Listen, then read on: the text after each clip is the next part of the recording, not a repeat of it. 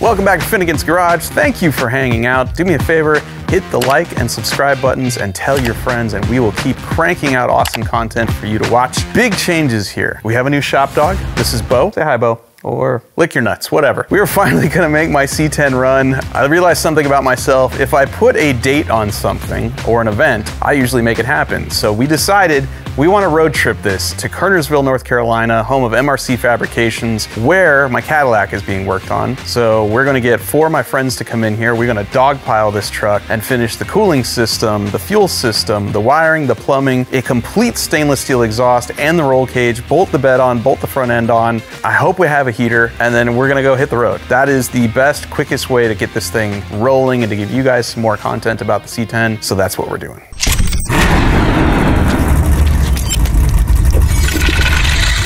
You've seen this before. We worked with Stainless Headers Manufacturing several times here on Finnegan's Garage. You can find their products on Game Over, my twin turbo jet boat. You can find them on the Firebird. In fact, we've built headers for the C10, I think twice now?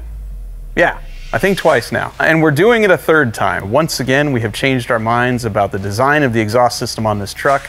Last time we were gonna do hater pipes out the fenders, but then I realized I wanna drive this truck a little more. And also we had a tire clearance issue with the headers we built. So we're gonna build traditional headers. There'll be 1 3/4 primary tubes, expanding into a collector that's merge style that dumps into 3-inch outlets. Those 3-inch outlets will go through the chassis into an X pipe, then out the back through these little tiny, I don't even know if you want to call these mufflers, but technically they are. They kind of look like a resonator, but these are in fact mufflers. One of the reasons I work with Stainless Headers Manufacturing so often is that the stuff is made in America. They offer both 304 and 321 stainless. Their 321 is mil spec. They used it in aviation. It's all really nice stuff, and the quality control is on point. Like when I get mandrel-bents from them, they are really close to being the same every time, and so that enables me to build stuff quickly, efficiently, and that fits really well. We're gonna use V-band clamps throughout the system, and we have 2 bend radiuses here. We have a small one and a big one. I haven't measured them yet, but I'm guessing it's probably 4.5 and 6 inches, but I'll verify that later. And right now we're gonna give you some tips on how to do this at home in your garage using parts you can get from Stainless Headers Manufacturing. If you need anything else, they sell intercoolers, they sell turbo accessories, they sell kits to build turbo headers and turbo manifolds, all kinds of stuff there. Trust me, it's good stuff. All right, step 1 is mount your flanges to your motor. Step 2 is mount your collector to your vehicle. And in this case, what we're gonna do is use a V-band flange right here connect the outlet of our collector to our exhaust pipe running through our chassis. So I'm just going to put a couple of tacks here to get this on here. Then I'll take the other half of this V-band, tack that to the tubing that we're going to put inside the truck that runs through our chassis, and then that will give us a decent mount to place our collector. And then it's just a matter of figuring out how to run the tubes from the inlet of the collector up to the outlet of the exhaust flange. Later on, when we build these and we finish weld them, we'll be back purging this, but for right now, I'm just tacking it, so I will not be doing that. Also, you'll notice when we go to finish weld this, we'll bolt the other half of the V-band on here and keep everything tight. That way, when you weld it, the flanges of each side of the V-band can't warp because they stay sandwiched together. Put this block on top of here and add some weight to the top of this. That'll keep this from trying to pull to one side or the other as I tack it. This is a purge block that I got from Street Strip Concept. Basically, this is used for back purging. You can bolt things to it, like turbo flanges and whatnot. And then it's got an 1/8 pipe port right here that you can funnel pure argon into to get rid of the oxygen inside of the stainless steel when you're welding it. And that results in a much better weld. Here we go.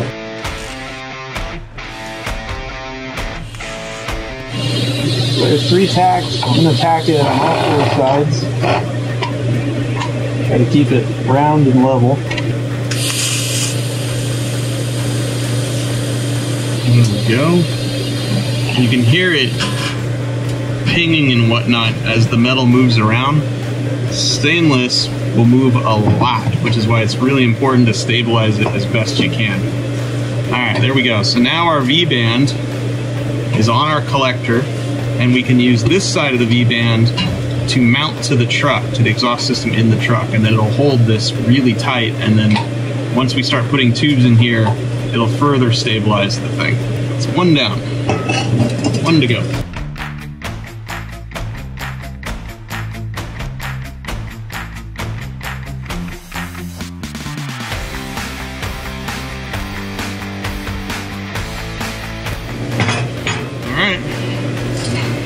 Our collectors are ready to install. All right, check out our header flanges.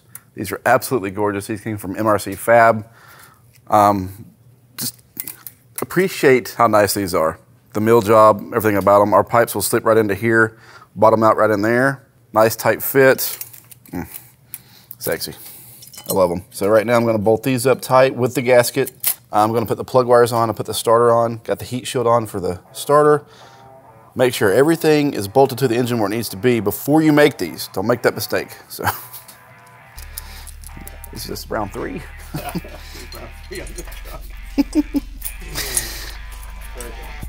We're learning.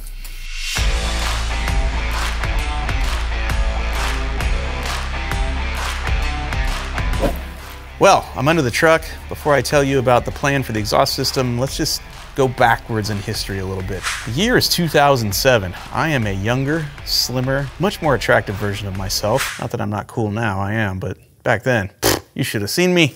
You also should have seen this truck because it was bagged and body dropped on 22-inch Boyd wheels. It was the first C10 I ever saw that low on that big of a wheel. It also didn't handle good. It wasn't very fast, even though it had an LS2 under the hood, and it's not as cool as I think it is now. So we've changed a bunch. The LS2 is gone, the automatic trans is gone. We now have a supercharged LT4 under the hood, backed by a 6XD gearbox.com billet sequential 6-speed trans, which I cannot wait to shift and is one of the big reasons I'm pushing to get this thing running. The other thing we've changed is the diameter of the exhaust system. Now, when we built this chassis ourselves, we used 2x4 main rails and box cross members that had a hole through them and plenty of clearance for a 2.5-inch diameter exhaust pipe to go through there. Now, that 2.5-inch pipe was fine when the engine was naturally aspirated. Now that we're supercharged, we need a 3-inch exhaust system. Not a lot of room in there. Our clearance is really tight. We've wrapped our 3-inch stainless steel tubing in shop rags. We have welded on our V-band to the pipe and to the collector. The collector is taped to the frame rail with a 3/8 aluminum spacer between it. This is all in there really well right now. And seemingly we have clearance all the way around the tubing. Now that our flange is bolted to our engine, we can build our primary tubes all the way to here and know this works. It's above the frame rail, it's above the scrub line. This is centered in all the cross members. We should be cool, right? So let's build some primary tubes. All right, so we have our collectors mounted under the truck. We have our flange mounted to our engine.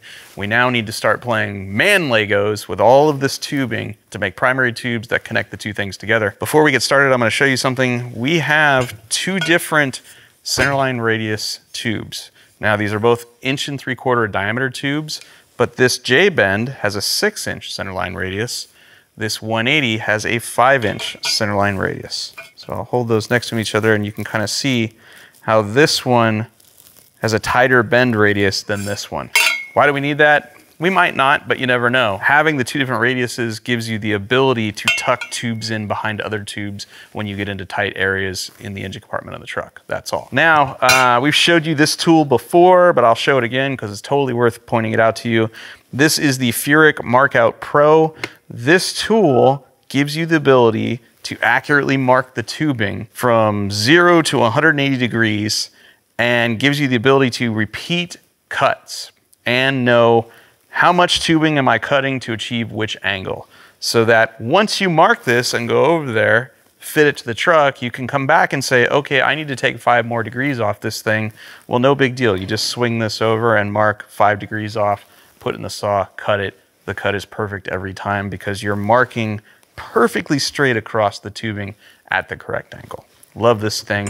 I'll put a link to this and everything else we're using in this video in the description of the video so you guys can go check it out for yourselves. Here's our tubing, here's our flange, there's our collector. The first thing I like to do is pick the hardest port there is to route the tubing and then work around that. And that port will be different from side to side of the motor. That side's got steering, so obviously there's more things in the way. This side is pretty open. All of these tubes are just gonna come out, turn, go down, and then 90 into the collector, or real close to 90 degrees. So this is no big deal. So I think what I'll do is I'll start at the back port and then go down and probably snake it right into the bottom of the collector. And this obviously has no shot of fitting in there at all. So what I'm probably gonna do here is cut the short leg off. We're gonna end up right around where the start of bend is going into our port, because I can see from here to here, that's how much distance I have between the frame rail and that. And then we'll cut it right around here. And then this will just be our test piece. You end up with several pieces you can just use for test piece that don't actually fit anything in the beginning, but later on you might be able to use them again. So for right now, we're gonna cut that into a 90, and I'm gonna cut this at the start of bend. That'll give me a short piece that I can stick right at the end of the flange and start figuring out, like, where do I need to go with this?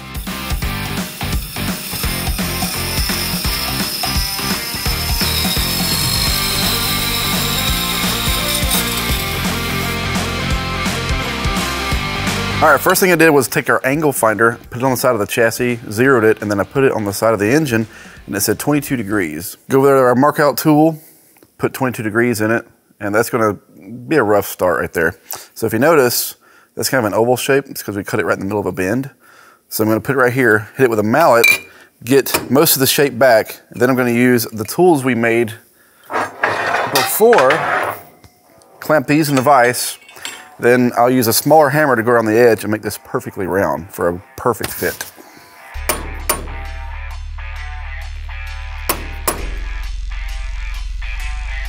It's definitely a lot better right there. The smaller diameter pipe doesn't take much to bend, unlike the, 2 1/8 we used before, which was a little overkill. So this is much easier to manipulate, being so small. Let's test fit. Check it out. That actually slid in. It wouldn't slide in before, but just making it round again, it actually slid in the flange. And if you notice, it's more straight down and almost in line with our collector down there.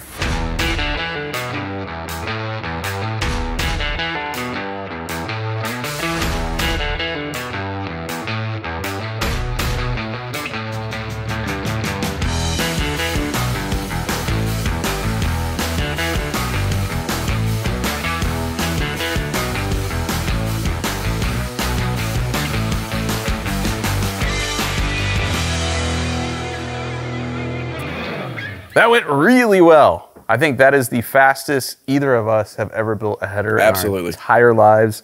And a lot of reasons for that. The tubing that we got from Stainless Headers fit really well. No matter where we cut it, the tubing was pretty darn round. And so the joints fit together without a lot of massaging, which was awesome. Minimal work there. That's great. We kept a long tube design, so there's not a lot of joints in this. We had a lot of clearance on the passenger side, that's where this header goes. So you'll notice there's tubes here that only have one weld joint in them, which is awesome. That speeds things up. Yep. We did back purge this with pure argon. And when I say we back purged it, what I mean by that is we capped off all the ends of this, flowed argon through a tank, through here, and then had it come out the other end. And what that does is it displaces all the oxygen that's inside this tube, all the impurities that come along with oxygen, moisture and whatnot. This is a reactive metal, so when you heat it up, all that stuff gets attracted to the metal, and if you don't back purge it, you get what's called sugaring. So let's talk about sugaring. See that right there, that lump that I could probably knock off with a chisel? That's where I tacked the V-band to the header collector without any argon flowing through it. And if you look everywhere else, when I actually welded this, we were flowing argon through it. And so you see a nice flat weld back here and not this sugaring, which is what we call it. And so when you back purge, the weld on the inside looks almost as good as the weld on the outside. And that's why we do it, because it's what's inside that counts. Like for people. This is all together. The kit we got had a whole bunch of cool stuff. It came with these awesome stainless steel tabs for attaching the collector to the primary tubes. Normally we put these in, this time we didn't. We just welded the tube on there. And so we have those left over. All that's left to do now is weld in bungs for our O2 sensors and then continue on with the exhaust system, which will happen probably in a day or two when the other guys get here to help out. Yeah. We got a lot of work to do ahead of us, and we're flying in friends to help us. And you're gonna see that here pretty soon on Finnegan's Garage, where we knock out the entire rest of this build in 5 days with the help of some friends. Go from this to running and driving. 5 days. In 5 days. And then what? And then a road trip, hopefully, depending on the weather. We'll see how it goes. So we've got one more header to build. Cross it off the list. Yeah. Because I don't know about you, but this was super stressful. Like, I've been really stressing about this because I want it to be really, really nice and fit really good. And I don't know, I think it turned out pretty damn good. We did great. I mean, we did it right. You know, we made a fixture to bolt this to keep it flat. We bolted the V-band, the other side of it, on here when I welded it, so this stayed really flat. Like, this is a good header we can be proud of. And it's stuff that you can do at home, starting with good parts. You know, if you call up Stainless Headers, they're your header building partner. You know, they will give you advice on what tubing size you need. They will sell you parts you need, not stuff you don't, and they have everything, right down mufflers, clamps, you know, turbo parts, everything you need. So let's keep going. Let's do it. All right. You want to bolt it on there? I'd love to bolt this on there. I'd feel so good about that.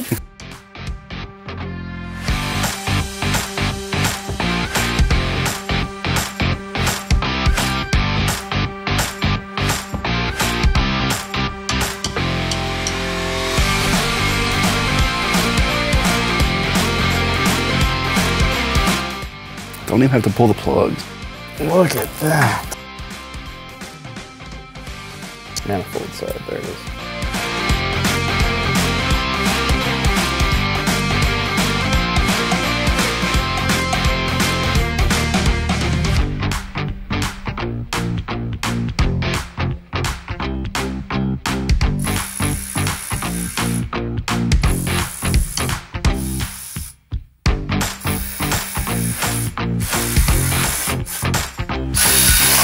Oh, it fits so good.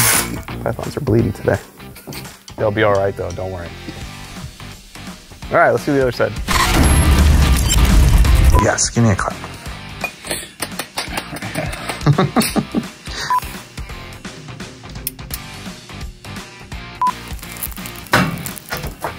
Gasket's upside down. Well, why didn't you say that earlier? I just now. Whose team are you on? Yep, it's definitely upside down. It said down. I thought I put it down.